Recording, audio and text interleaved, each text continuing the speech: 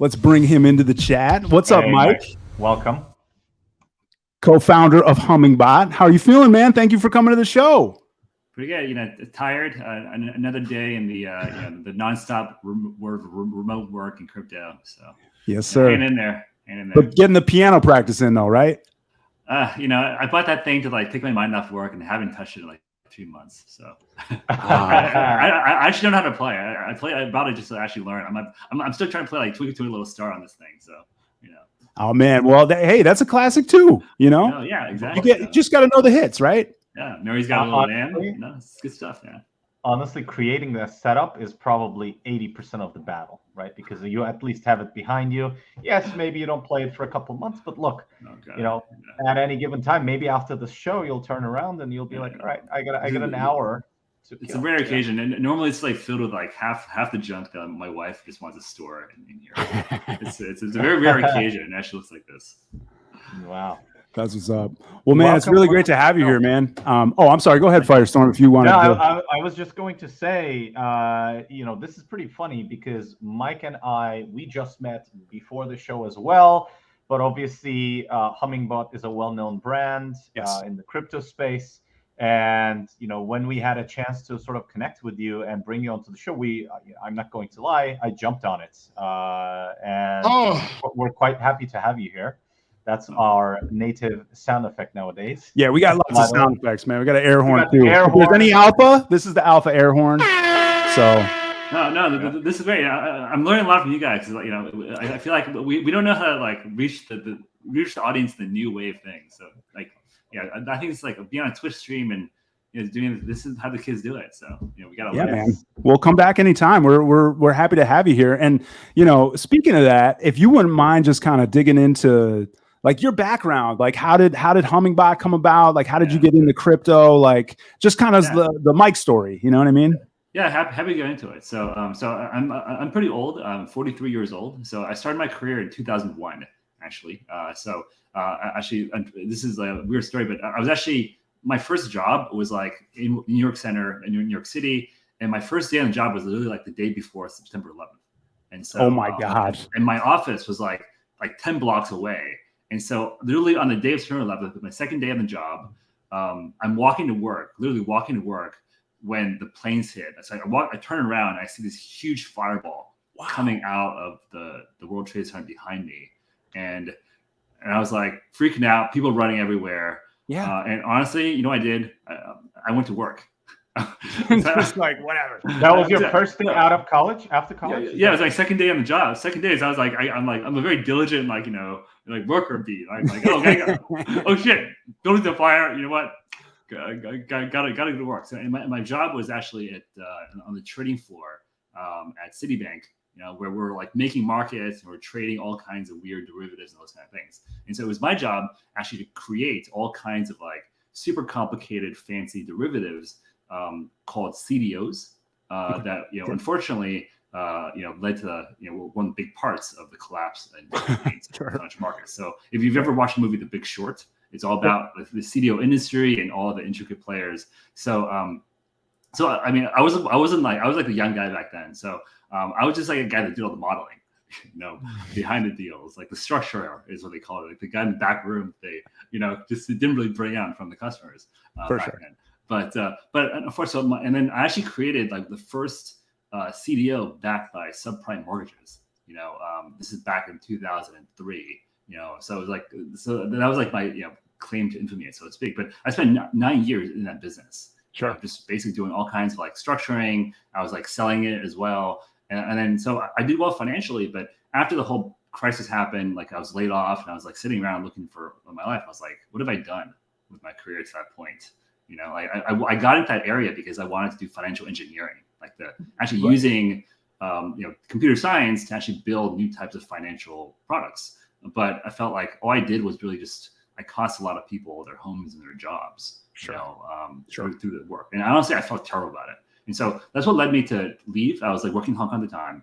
I left and I applied for a master's program in engineering at Stanford University. Because I majored in finance, but I was like I'm done with finance. I'm going to learn tech and really learn how to, build cool products using computer science. Definitely. So I got a master's in Stanford, and basically it was called management science and engineering, but I just used it as an excuse to learn computer science. I took like machine learning courses and just like basically learn how to be a proper engineer.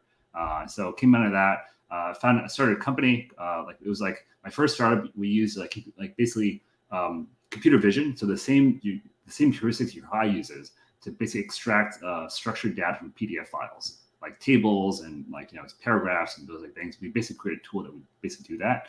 But we didn't know how to turn that into a real company. So eventually we were acquired by this real a larger startup called Nitro. And then at Nitro, this is like from about 2015 to 2017, I was head of product. I was like leading a 12-person team of like designers and PMs. So learned kind of on the job how to be a manager. Honestly, I'm still pretty bad at it, but got some experience doing it. And then about 5 years ago, I was like, that's when crypto was really in that whole ICO boom. I just fell down the rabbit hole because I was like, the same kind of derivatives I was creating back in the day, like it was really complicated to create them because we were creating all kinds of new ones, but each one it was like a new company we were creating, and then you have to like create like this legal documents attached to the company. And then you have to, create the actual asset itself, which is like QSIP. You get listed on Bloomberg, and there's this whole rigmarole getting people to trade it. So the idea that you can just like create a token, embed any custom logic into the smart contract, and launch that, and it's almost like anyone can now create their own financial assets. And the ability for exchanges to live on the blockchain now allows people to actually create markets for those assets.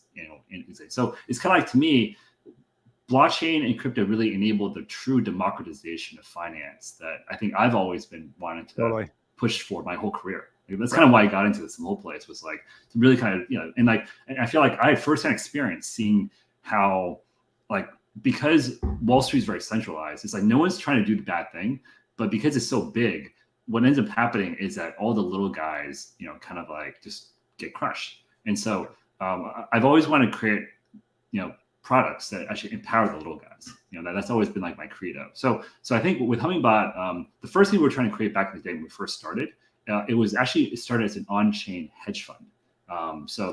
It was me and a couple other my co-founders.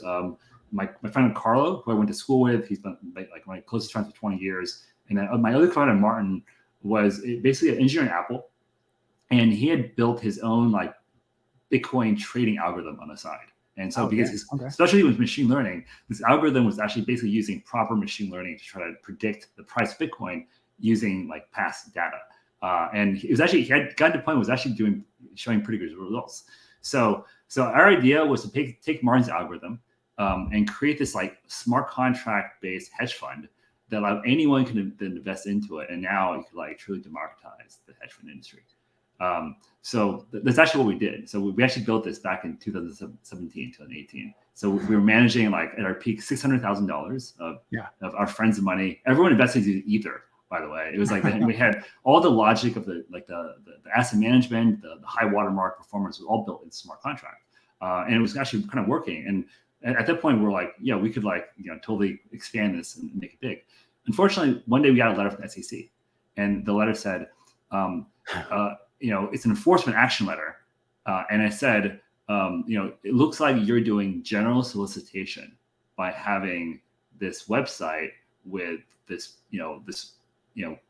something that can accept funds. Yeah, exactly. And someone can accept funds and invest in your hedge fund through a smart contract. It looks like you're basically opening up a hedge fund to retail. And look, when you register your hedge fund, it said you're using 506B regulation, 506B, which doesn't let you do market retail. You should have been using 506C.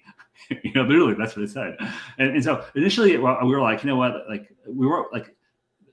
I think the thing was they thought we were doing ICO. That was the issue. Like, and those like scammy things, and we weren't. So, we really spent 6 months trying to explain this to them. And also explaining how we were different and everything, because we had the proper like hedge fund papers, all this behind it, right? But eventually after 6 months they were like literally like, we know you weren't trying to do a bad thing, but you did have a website and you did have this thing, and they were like, we want you to basically settle. And so where I kind of realized this is how the SEC works is that they try to basically get companies to settle, and it's kind of like, because no one wants to like do the whole legal fees. And plus at that point, we already paid $250,000 in legal fees, on top of that, flying our lawyer at $1,000 an hour to DC. Right. You know what I'm saying? So at that point, we were just like, you know what, we'll settle and we'll close the fund. That's sure. it. And we'll move on and do something else. And then, so we had already raised a C round at that point. We had some capital in the bank. Our VC we're like, what should we do next? The thing we learned through this process is like there's a lot of value in this open source technology. And what we had built was basically this whole tool set for basically doing quant trading. It was all fully automated. So and one the observation we had was that it's like it took us a long time to build an integration to an exchange. And it took us like a month just to integrate properly into Coinbase, because the WebSocket integration you need to be able to run and trust hundreds of thousands of dollars of capital flowing through in an automated way is really intensive. So it's like you want to be able to get that integration, all the kinks worked out, before you fully trust the trading. And so there's a lot of time that you're spending on that integration. But the thing is, every exchange is slightly different. They have different APIs, and so it's there's a lot of work just to do that for every single exchange. And so we kind of realized that we were doing this work, but so was everyone else out there, and it just didn't make sense. So that's why we felt open source is that's the solution. And so Martin, the CTO, previous to this, he had already worked in open source a lot in the past. So we kind of decided that we could take the stack we had built, open source it, and then eventually find a way to make money down the road. And so this became 2018. So it was a bear market. It was also just like it is today. Everyone was like, no one knows what to do. So we were just like, fuck it. We'll just open source our stack and see where it goes. Man. And so that's basically what happened. And so the thing what we've had initially was it actually did add a lot of value, especially to exchanges, and especially the small exchanges, because especially because we built the integrations with Binance already. So then it's I remember one of our first grants was from 0x to build an integration to Radar Relay. Why? So that people could then run our cross-exchange market-making strategy and provide liquidity to Radar Relay while using the Binance order book to hedge. So this is really kind of a popular strategy, especially for a lot of small exchanges actually run this type of bot themselves, because they can basically kind of siphon off liquidity from a much more liquid order book onto their own order book. So it's kind of mirroring or cross exchange market making, but I think this is one of the most popular strategies that people then run. So at that point, we had kind of built up a community. We had people using open source software, but there still remained the question, how do we actually make money as a business, right? So eventually, we basically thought of this idea of using reward pools to incentivize market makers. So in October 2018, we published a white paper called Liquidity Mining, a marketplace-based method to compensate market makers. And so we described a system where basically you use reward pools to compensate market makers. And I feel like this is already a pretty well understood concept, but in 2018, this didn't really exist at all. There had been a few pockets of things that people had done, synthetics had done something, but no one had really done it at scale on any centralized or decentralized exchange. So we basically proposed this mathematical framework of and showed in this paper why it was you could it kind of equate spread to yield and so forth. And so we actually built the system, launched it in 2020. And so now this is what we call the Hummingbot miner platform, where hundreds of thousands of people have run Hummingbot to provide liquidity. We've had about 60 different customers, token issuers, basically fund liquidity through this platform as an alternative to hiring market makers. And then so far I think it's done something 3 or 4 billion in total kind of filled trade volume. So that's great, amazing story. Yeah, go ahead. So sorry for taking so long to explain this part, but and then finally, so what we kind of realized is that's more like a centralized exchange. It's more like a kind of exchange product. And also the company that we started with, Coin Alpha, they also do market making. So they kind of provide other services. So we kind of realized that the open source project, Hummingbot, is kind of on its own. And we didn't want to be like a kind of company where it's like Google owns Android, but because Google owns Android, it decides how Android can really evolve, which really prevents Android from being a true open source ecosystem. Instead, our vision for Hummingbot has always been that it really belongs to the community, because the value in having all these exchange integrations, it doesn't scale if only one party is maintaining it.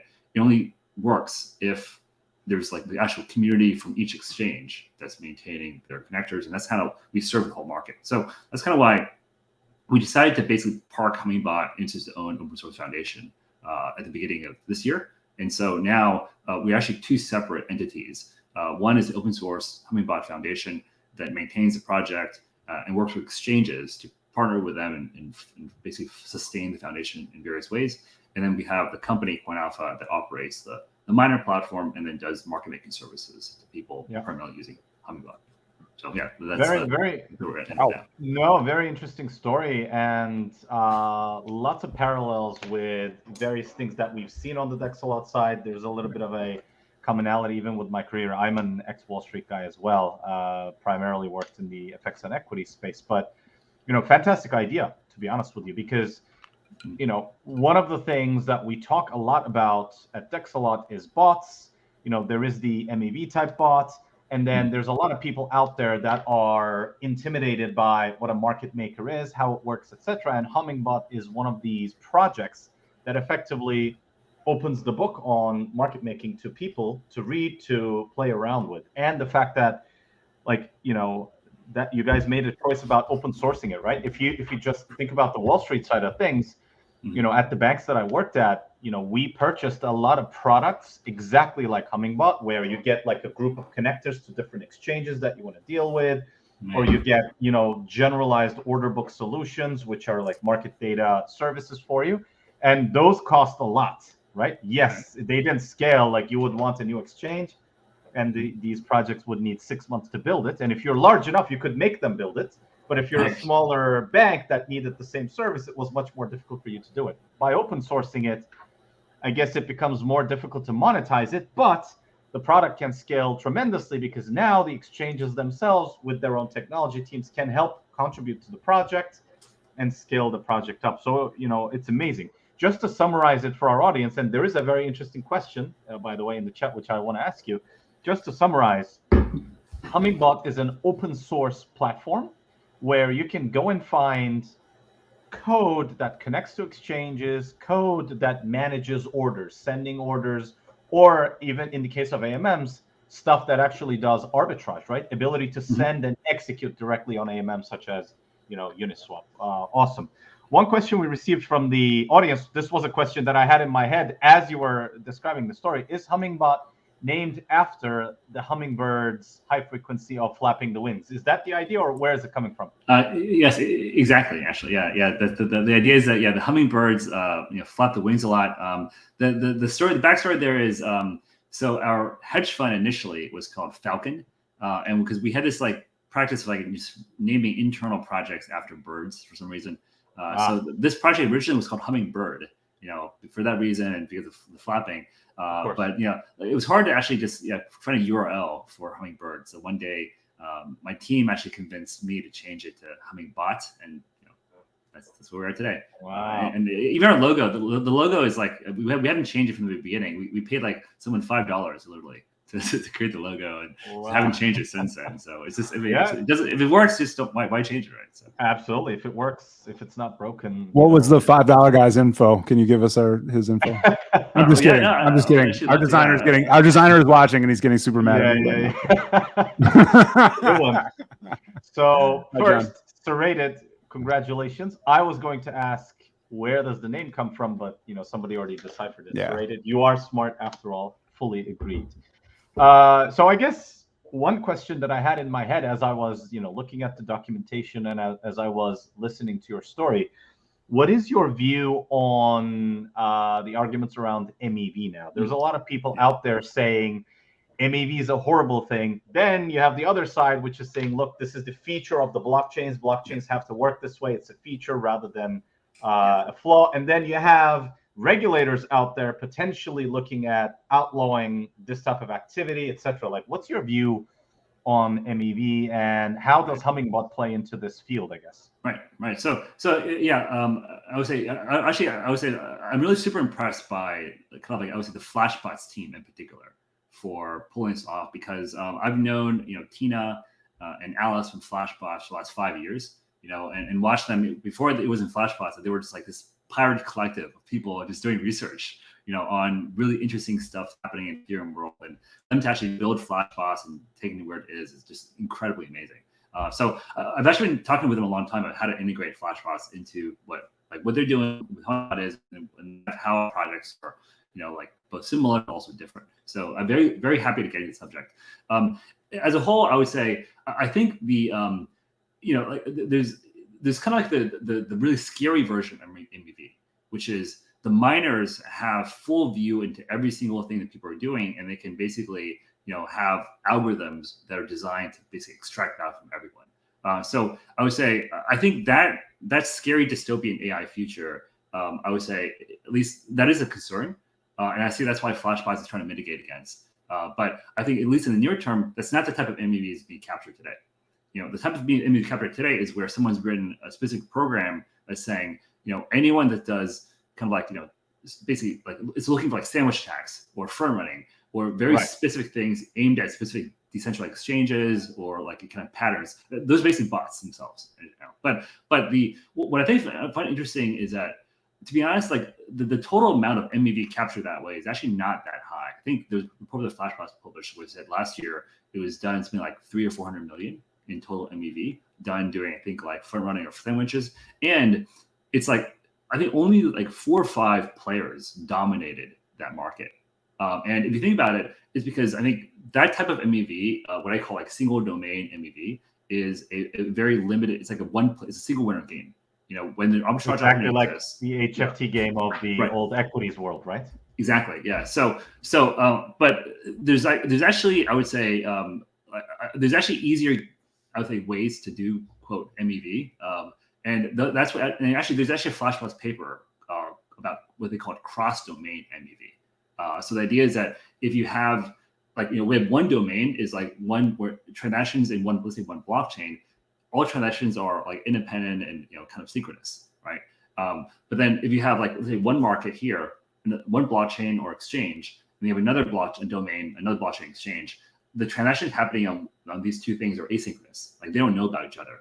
And so that's why we have this concept of bridging. You have to like kind of trust these bridges to bridge, right? But the bridges introduce essentially the same dynamic you have between different centralized exchanges, where these two things don't know each other.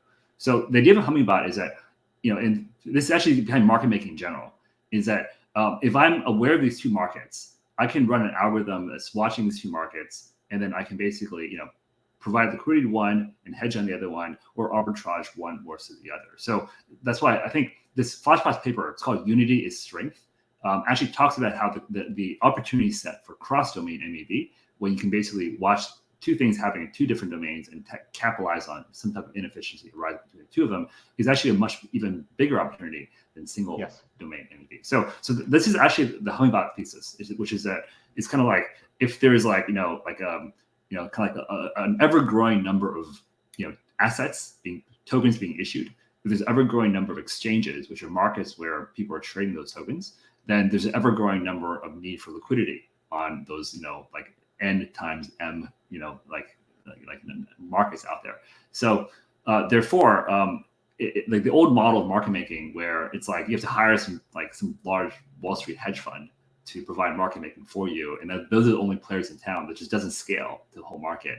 And so you need to have the ability for individuals or smaller firms to do this. And so what the bottleneck is really is, I think, is two things. And this is kind of like what we're trying to address is, one is tooling. The tool set, you kind of need a tooling with integrations, all these things. So you can, you don't need to have a full engineering team. You can just rely on open source to help you do your job, which is just design a strategy. So it's more like the problem is I just need tools like to just help me design my strategy, which is what Hummingbot's trying to build. And then the other side is you have like a marketplace where people can incentivize liquidity on any of the places where Hummingbot's connected to, and then now you can basically use that system to reward people who are basically providing using Hummingbot for liquidity. So in that way, you can like really decentralize and democratize the market making industry by essentially allowing matching the long tail of markets with basically the long tail liquidity providers. So that's always been our vision. I think I think we're like 20% into it.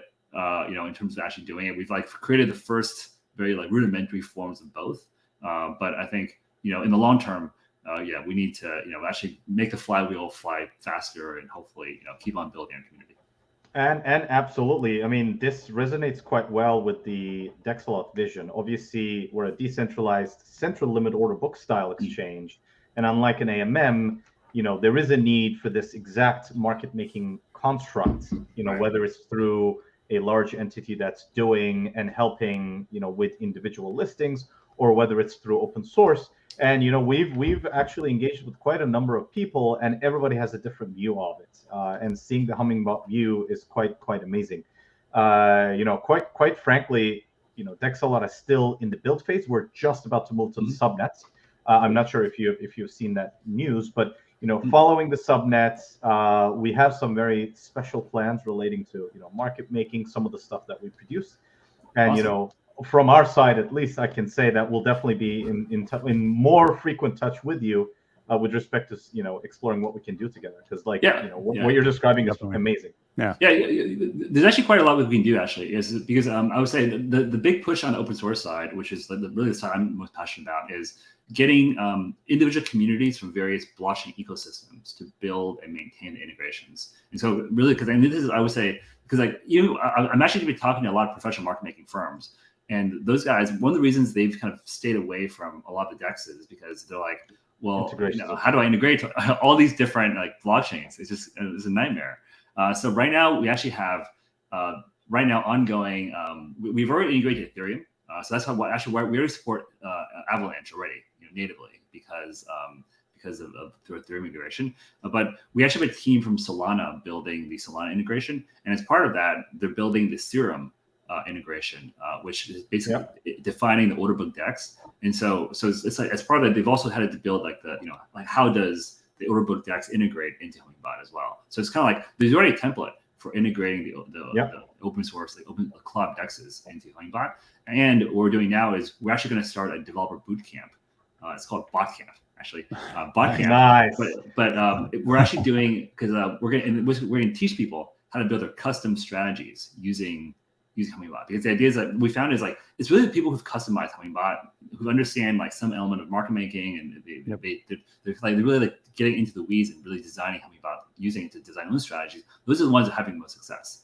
And so we're basically starting like just a program to like every month try to teach like between 10 and 20 people, get them to build their own strategies, teach them how to do it using Hummingbot, and try to grow the community that way of individual market makers. So that's kind of like our roadmap. But I think what we're most excited about is actually partnering with exchanges like Dexalot, especially DEXs, in order to basically build the integration, start getting the community to build strategies and work on that on the DEX, and even like hosting like competitions and other partnerships to try to grow that market maker / exchange relationship.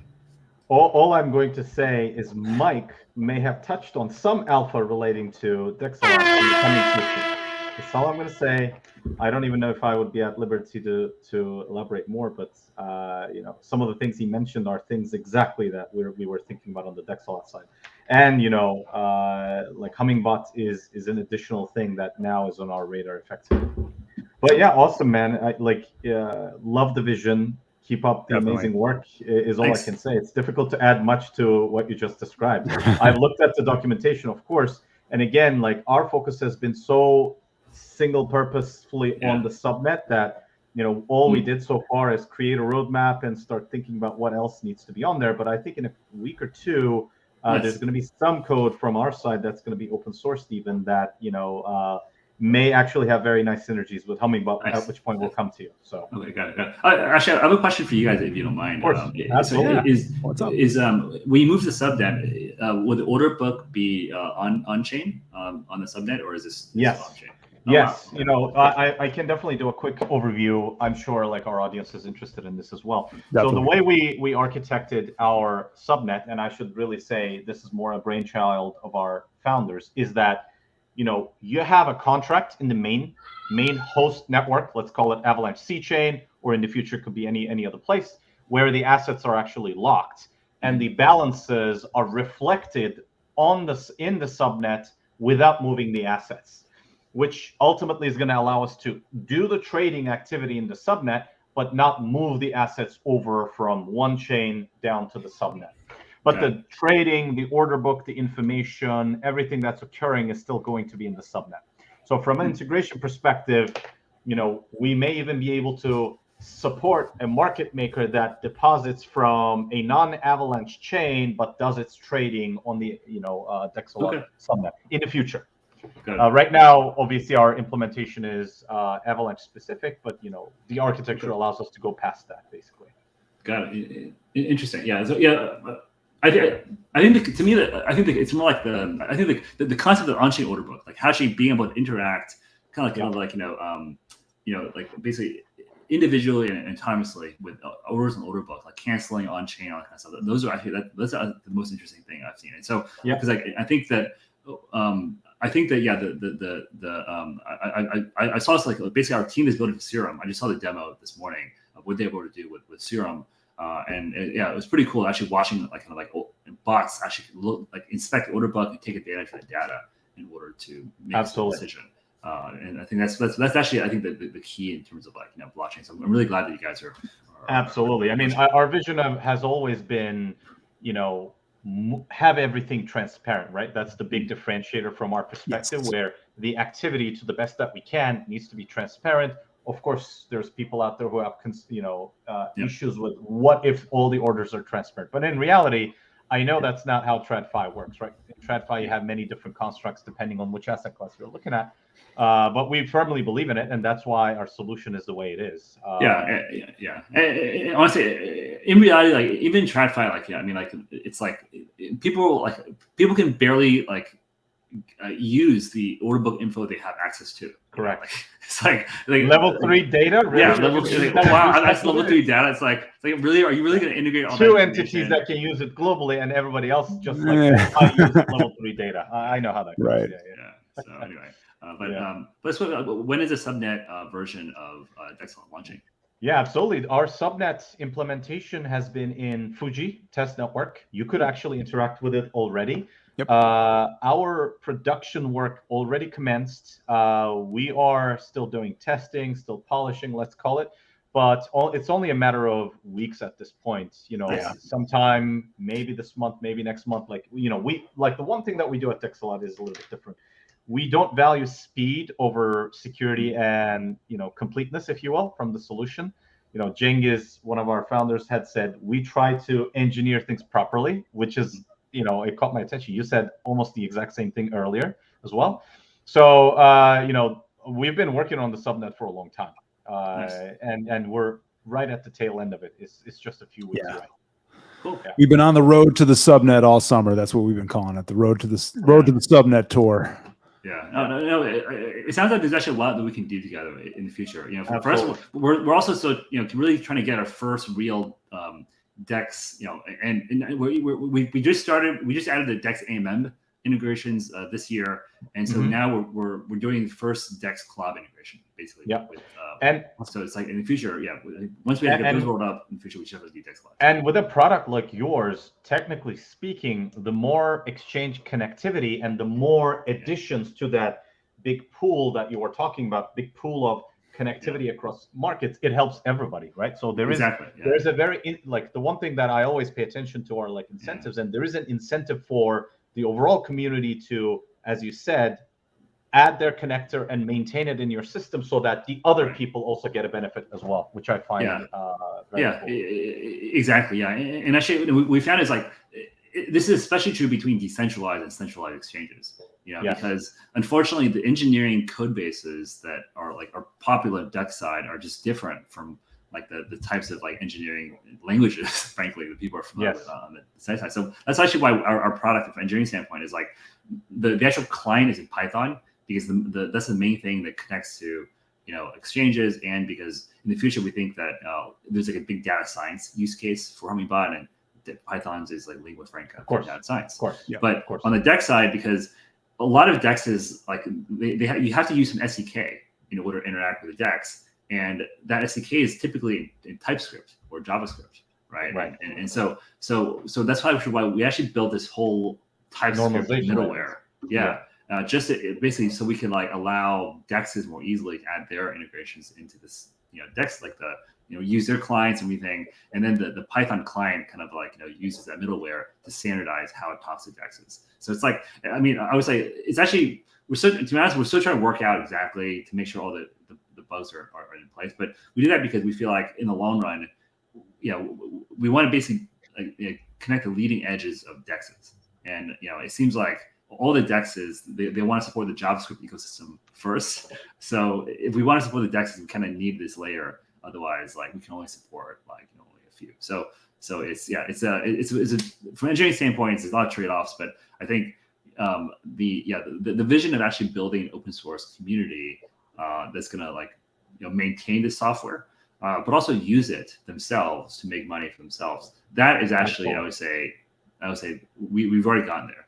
In terms of sustainability, because we have like hundreds of people every day running Hummingbot on the miner platform, earning rewards. We have like we started a recent process where we get the community to fix bugs. We've had something like 20 or 30 bugs, being fixed and paid out bounties for by like 10 or 20 community members. So it's like it actually truly is a community-based project. And so my job, honestly, I just feel like it's try to grow that flywheel even more. Try to grow the number of community members we have, grow the number of exchanges and, strategies, and just try to really grow this into a truly, like open source democratic community. So, that's the goal, right? Yeah. Absolutely. Yeah. So, but anyway, but I really appreciate what Dexalot is building. I think that CLOB Dexes are going to be the future. And I think, especially with on-chain order books, the ability for anyone to access those markets and provide and take liquidity. So kudos to what you guys are building. Absolutely. Kudos to you as well. Yeah, likewise. What you're building is opening it up to the little guy, like you said. And one thing I actually want to mention, given that we're on this topic, right? If you think about it, there are so many assets out there that need some type of logic to market make and do arbitrage on to keep the prices in line with where the market is, that there is still opportunity. Like the big guys, the big brands that everybody knows is not spending time, doing this across the whole gamut of assets out there. So there is still opportunity, and Hummingbot actually has the tools for people to capture that opportunity. So I just want to mention that as well. It's kind of a shout out, right? No, and the thing we actually talked to those big guys a lot, and they actually end up referring customers to Coin Alpha for the miner platform, because unfortunately there's just a lot of like they almost still want to serve that long tail, because of course the people that work at the large firms are like I know those people, they're like Wall Street quants, and it's like they just want to serve like the blue blood bull bracket token. So it's like different markets basically. Yeah, it's a totally different beast, and so which is like I would say that's fine, but to me I'm more excited about kind of enabling the little guy, as you said. Definitely, man. Do whatever they want, because I'm a little guy too. Like I want to use this stuff. I run bots myself. I just build my own like custom bot using Hummingbot that I'm trying to like tweak and everything. So that's the thing. It's more the challenge of doing so rather than like the big. Absolutely. I mean, I feel like we are sharing the same attitude over here. You know what I mean? It's just like we're building for the best user experience. So it's just like to hear that. It's just always refreshing to hear that echoed whenever we talk to a guest on here. You know what I mean? So, Mike, thank you so much for being with us today and for dropping extensive knowledge. The chat is very happy about everything, and I see that one of our founders, the Axolotl, Nihat, is up in here. So what's up to Nihat? He's been, everybody's working hard on the subnet, man. So it's going crazy. But Mike, let me ask you one thing. We talked a little bit before. You said you're kind of an old school head. We have a PFP to give away. I have to change into my suit in just a second, but you were looking for some Dr. Dre, still DRE in the mix when I jump back on the turntables. Is that right? Yeah. Let's do it, man. And can we have you come back and talk some more to us another time? Would you come back to the club? Yeah, anytime, actually. Yeah, but I'm happy to just come here and riff on stuff. You guys are really, this is really fun thing you guys are doing. and really, I think that, Much appreciated. The space is, I'll try to catch a show next time too. Yeah, sounds good. We would love to have I'll you back personally anytime. send you. Yeah, I'll personally send you a reminder when we're doing it. Like it's Okay. always, it's Tuesdays, 3 p.m. Eastern every week. Nice. Then we have a couple additional shows on Thursday and also on Friday. We'll send you, and if you have time, you can tune in. Yeah, that's amazing. Thanks, guys. We'd love to Cool. talk more. Thanks so much, Mike.